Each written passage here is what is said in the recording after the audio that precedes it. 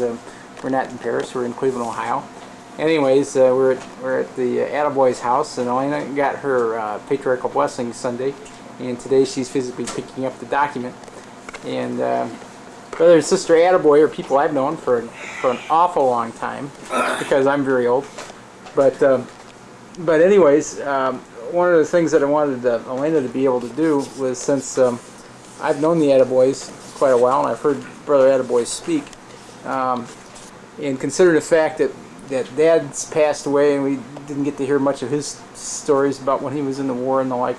I remember very vividly the talks that Brother Adeboi gave when he talked about his conversion and how that came about and what went on when he was a prisoner of war in the South Pacific.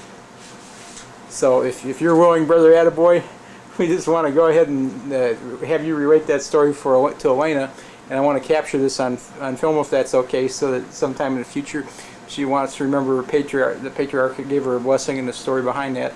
She'll always have that, if that's okay with you. No, actually that story was not a story about my conversion. You see, it was a story out of my prisoner of war time. It was when the Netherlands East Indies capitulated to the Japanese forces. It was back, was it in 41 or from 40? 41. 41. Immediately, a few months and half a year about after Pearl Harbor was bombed. That is when the Netherlands East Indies was then. Now it is Indonesia. Now, that is when Japan, you see, attacked the Netherlands East Indies because they wanted to have the oil. And they wanted to actually straight to Australia. But when the Dutch submarine started to attack them in the South Chinese Sea, they thought, hey, wait a minute, that is a strong force, we better eliminate that first. That's the story what I heard. Whether that is true, I don't know. There are so many lies. There's only one truth, as you know. Now, and to make a long story short, I was in the militia, because every boy 18 years old had to go serve in the militia for 2 years, which is good. It's just like a missionary program. It's good if you serve 2 years, because then you come in contact with the world. You stand on your own legs. You see, a lot of youth actually are so close to their parents. You see, they are pampered by their parents, and so they do not. And then suddenly they are loosening in the world. You see, and they have no experience. That's the same in the militia. You can see the difference there. You see, you have boys who were really kept short. You see, they immediately exploded. You see, and they went the wrong way in general. But you have boys who were raised in such a way that they had to use their brains. They had their free agency to do what they want. And those guys, you see, those boys were always good. And they separated themselves. You had a group who like music, they come together in the militia. Who like sport, they come together. Who likes women, they come together. You see? So you had a separation of groups. See, that is their character. Well, it so happened that I became a prisoner, and I saw a chance. It was on the island of Java, and I saw a chance to escape out of prisoner of war camp because I didn't like it. You see, I love my freedom, and I didn't like the food in particular, and I love food. So I escaped, went home. A year later I was picked up again, you see, and I never denied that I was actually a militiaman, that I had to serve in the militia. And to make a long story short, I became a civilian prisoner, you see. And I never denied that I was in the military. And a year later, exactly a year later, I was put out of that camp, and with some other people, you see, and we were transferred to a prisoner of war camp, which was much better for me as food concerned, and so, because it was better food in a prisoner of war camp. In the civilian camp, you could get hardly any food. I won't go through all the experiences and so. But then I was transferred to the island of Sumatra, and I was transferred to a camp which was Pangkalan Balai. Now Pangkalan Balai was a place, I cannot say from a city, was a place south of Palembang. Palembang was a big city, and close to it you had Sungai Grong and Pelaju. Those were the refineries from the Sungai Grong was from the Standard Vacuum Petroleum Company, SVPM, and Pelaju was from the Shell. But we were placed approximately 60-70 miles south in the mountains, and the intention was that we would top off 3 tops of the mountain and build a kind of, not an airport, but a landing field for their planes, for their war planes and so on. So we came there, and I was there about, I think a couple of years less. We had to work, and what our task was, just like I said, just top off those so that we have an airfield so that they can land there. What we had to do was actually, how do you say that? Egaliseren, just make it even. Make it even, see? So that they can land with their planes. So what we had to do was we had to hack. See, we had to cut earth and move earth by hand and in baskets. So we had 6 carriers, no, 5 carriers, one in front, one in back, and we carried the baskets to a ravine. Jump it there, walk back, shovel it up, and so we had 2 shovelers, and I was the hacker. Hacker was with a pick holder. You know what a pick is? You see? Yeah. So, and we had to move 1 cubic meter per person. That's a lot. You see, and had to be done in 1 day. And the faster you are, the earlier you will become, or will come home. Now, you never come earlier home than 6, 7 o'clock in the evening. And you have to imagine that food, all what we got was just 1 scoop of rice, cooked rice, and sometimes with soup. The soup there, well, the vegetables just flew over the water, and that was soup. You see? So it was not cooked well.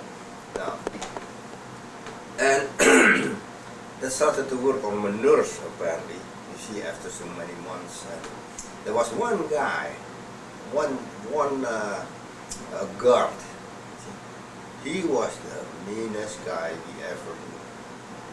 His name was Bello. Bello is a name which is always given by the Dutch to a dog who's mean, like a bulldog, something like that. You see, but other people, see, and that was later. His name was Slap Happy. He was called Slap Happy because he liked to slap you in your face.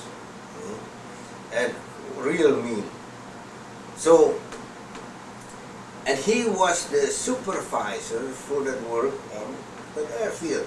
It was after a year, you see, it was pretty good progress on that field and so on. So the distances for walking was longer and longer and longer to that ravine to dump it. And with that food, you were tired and so, and one night I was so angry with this guy. I hated him. I hated him so much.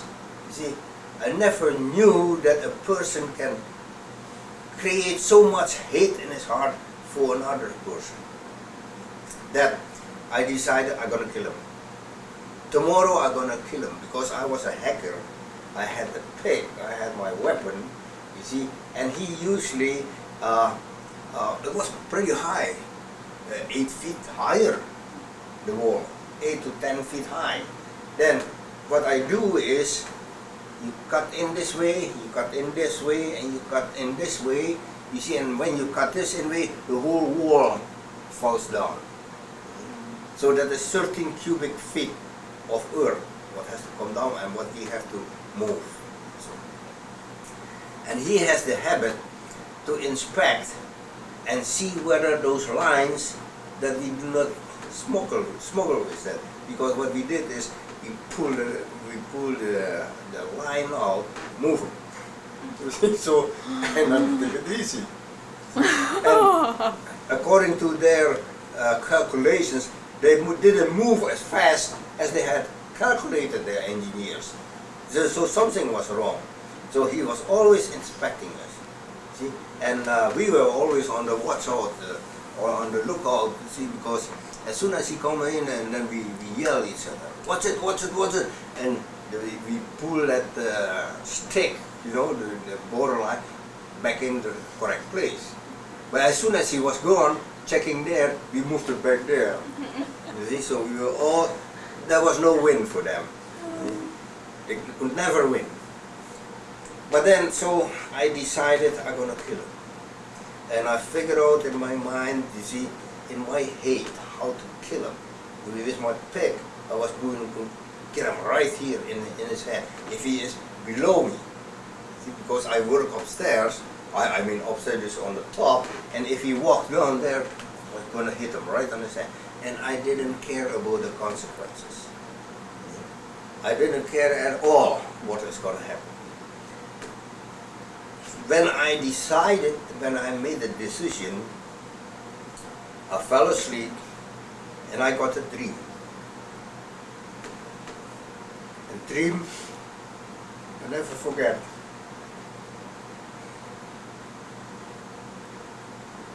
I saw myself sitting in a jeep, and I have never seen a jeep. I didn't even know the word jeep, you see, but I saw that. I saw that jeep, see? And I sat on the spare tire in the back. And I have never seen, I didn't know what was a spare tire. I didn't know there was a jerry can, and so that was later that I saw a jeep, and I got myself a jeep. But at that moment, I've never seen. I had heard of a blitz boogie, but not of a jeep.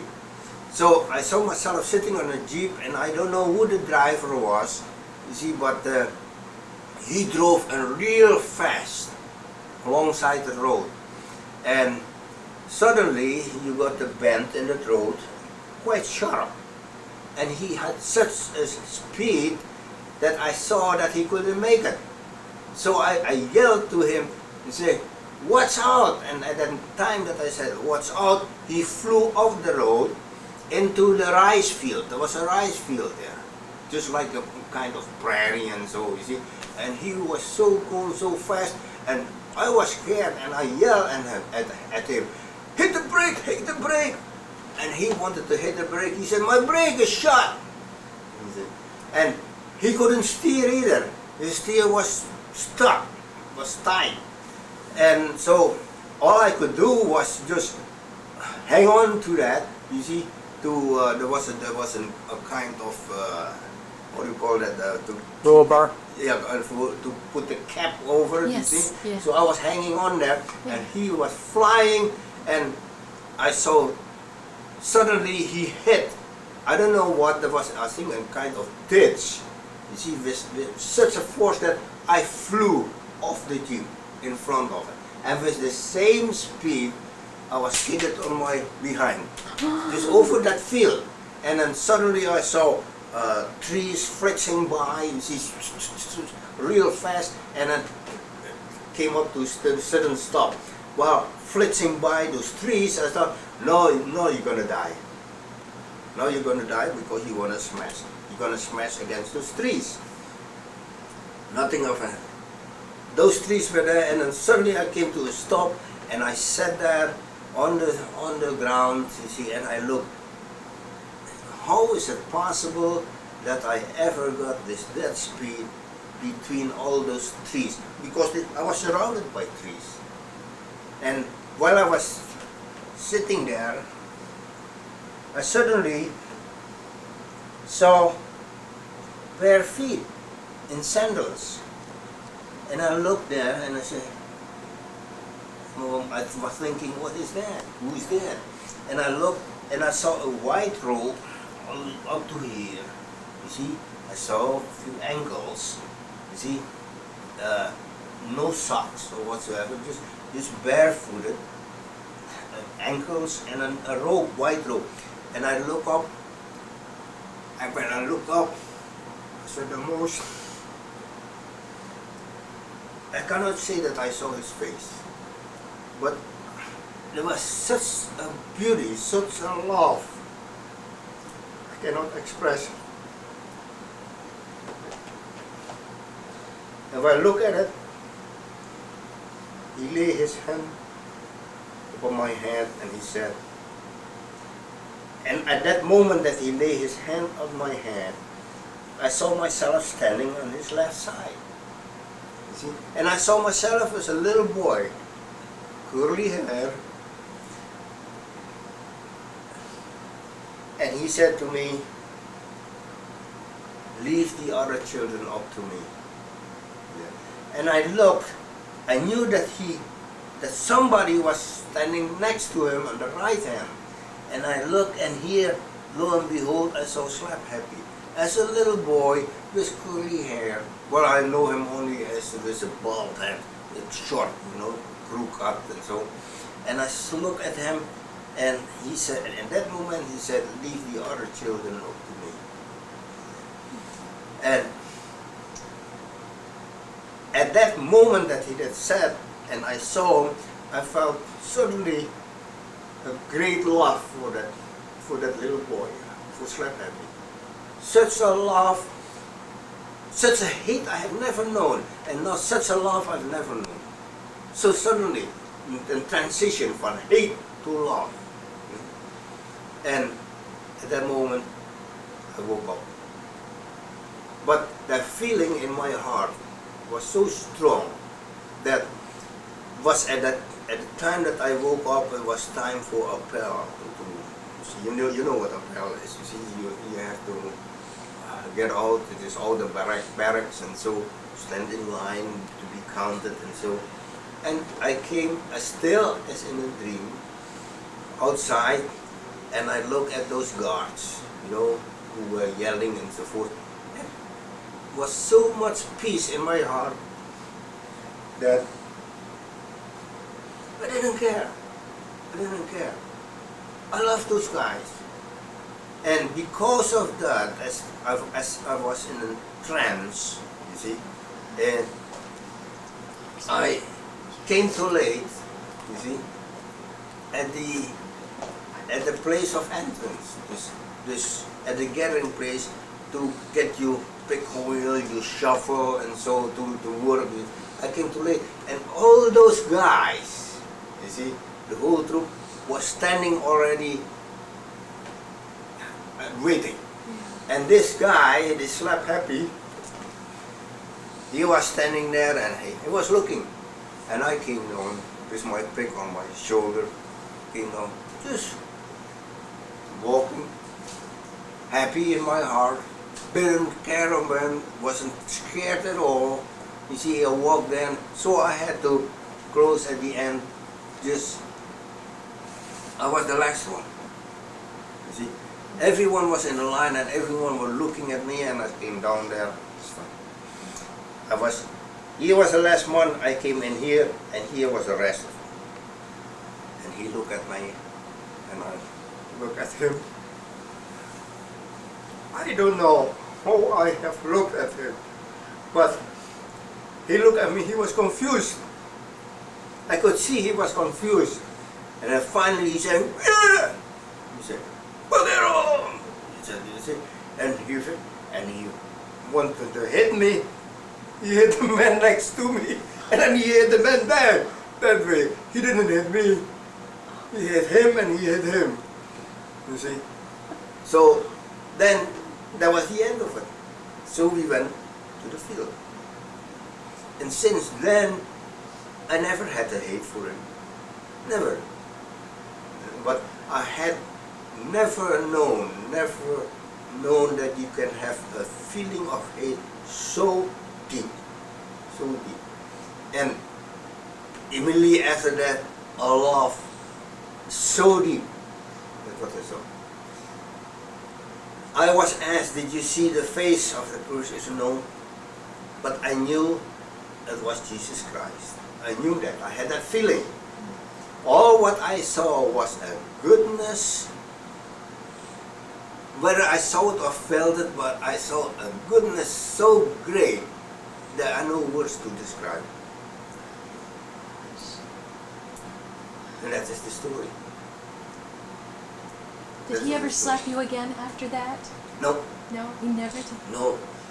As a matter of fact, you see, he took me off that duty on the field and put me in the Japanese garden, planting vegetables. Oh my gosh, that's great. And you know what my thanks was? That's great. Wow. You know what was? He had put carrots and so in it. I pulled the carrots out, broke it off, put the plant back in. That's too much. And he wondered, what that was, and we said, oh, those are animals who like carrots, he ate it. Yeah, we were the animals. So that is my face. Oh, I love it. It's wonderful. It's just wonderful. We're going to So- treasure that. And that's it. Well, there's one other part I'd like you to tell them too.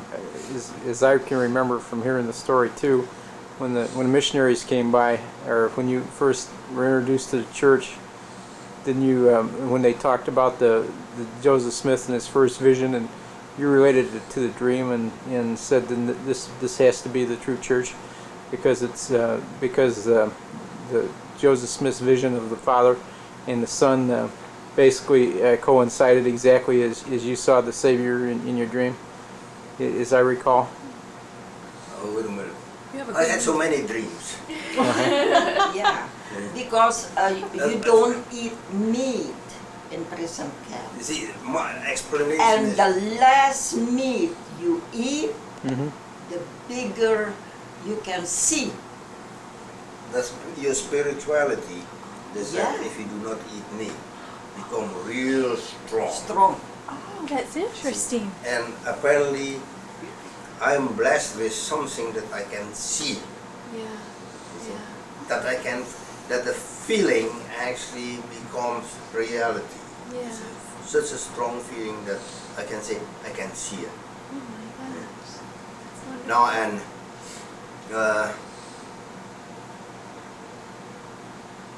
when, yeah, what's it? I don't know exactly what you When he was referring to. converted. No, But it was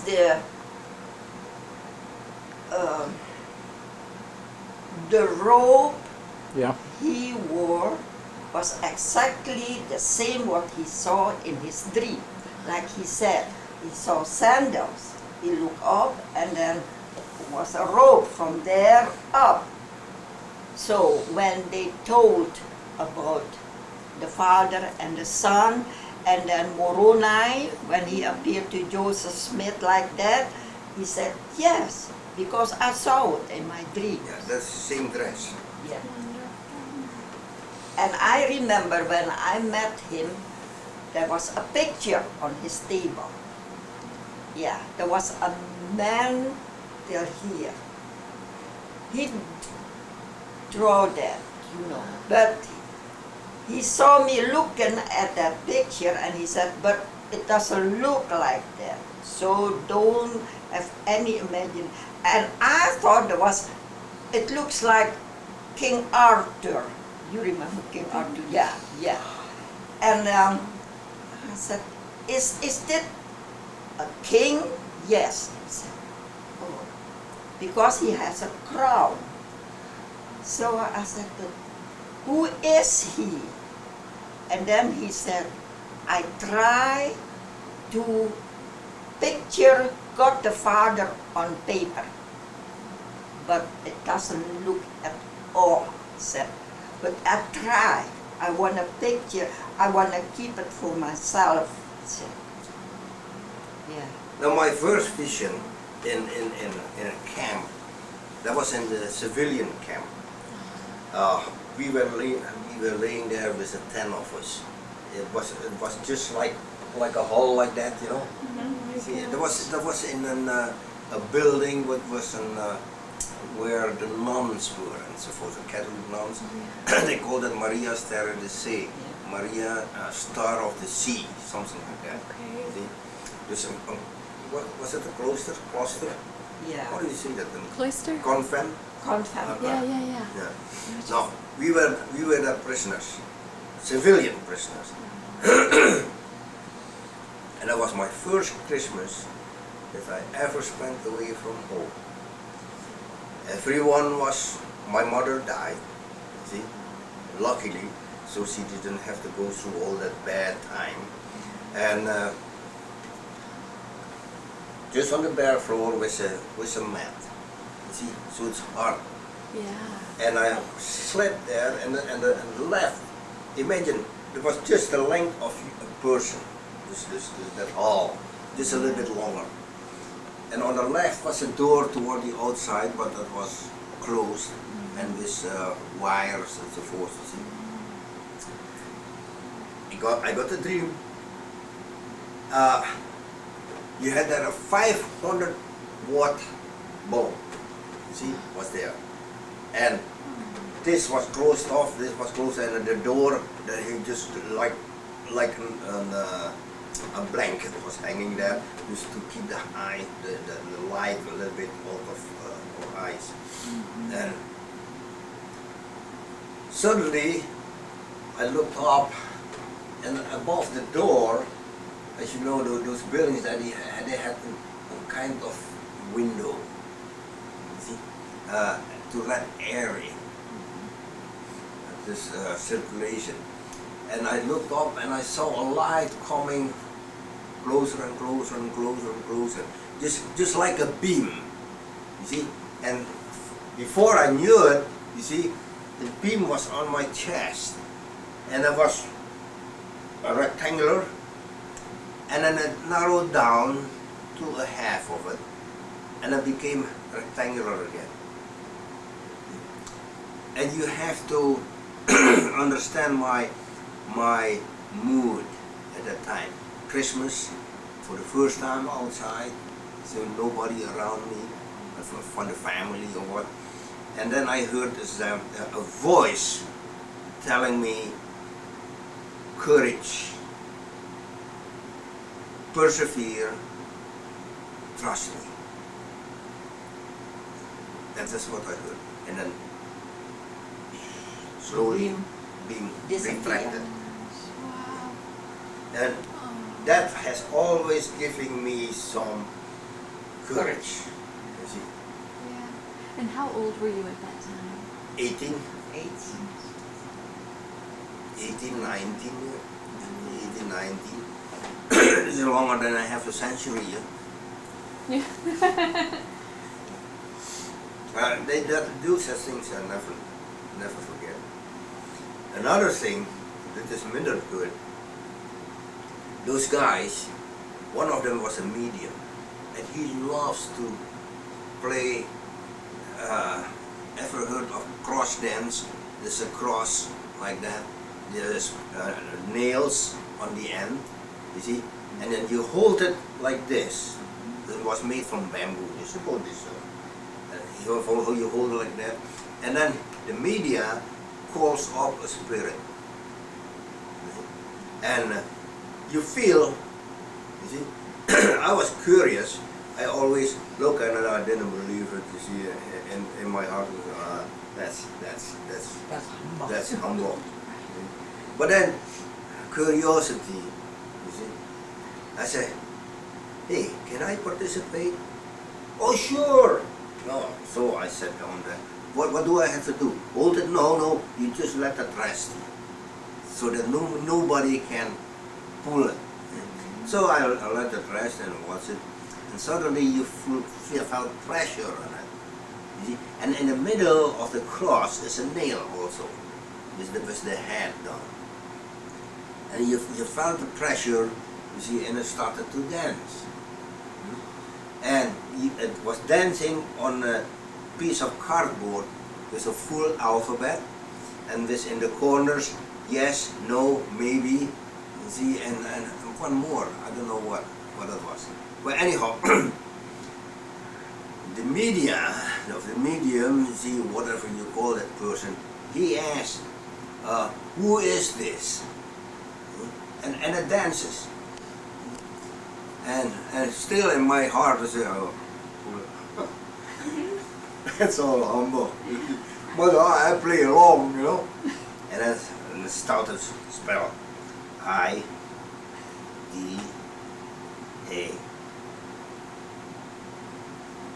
Ida. I got a shock because that was my mother's name. And this media said, who of you know Ida? He said, well, that's my mother's name. I said, I'm a little bit scared. No, you see.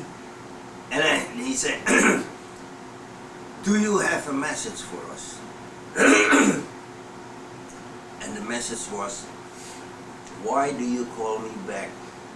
And it was just like I was, wow, in my heart. I said, I quit. I just threw it down and never touched such a single thing. Never. Yeah. I still have no explanation for it. Yeah. You're right. I thought by myself, I thought this for myself, better stay away from this. You see, don't play around with Satan. Yeah, you're right. Yeah, that is the same That's interesting. story like in the Bible. Was that Saul who went to that lady to ask something about who was there at the time was Do you remember, honey? No. Saul? was I can't remember. I'm sorry. yeah, and I forgot. You see, you have to understand that country, Indonesia, is very close to the spirit world. People there are so sensitive. Whether it is good or not good, I don't know. You have the good, you have the bad ones. They always offer flowers, so they believe in offerings. See, and what I don't, see, I'm quite down to earth as far as that concerned. So, but I do not laugh because I know those things exist. Exist, you know. You have They the are. black magic and you have the white magic. That is where I grew up in. Okay, there's Jenny. How is she today? Good. She's off to the bright lights of Peoria, Illinois. Yup. What are you going to do in Peoria? Look for Jim Tomei's home and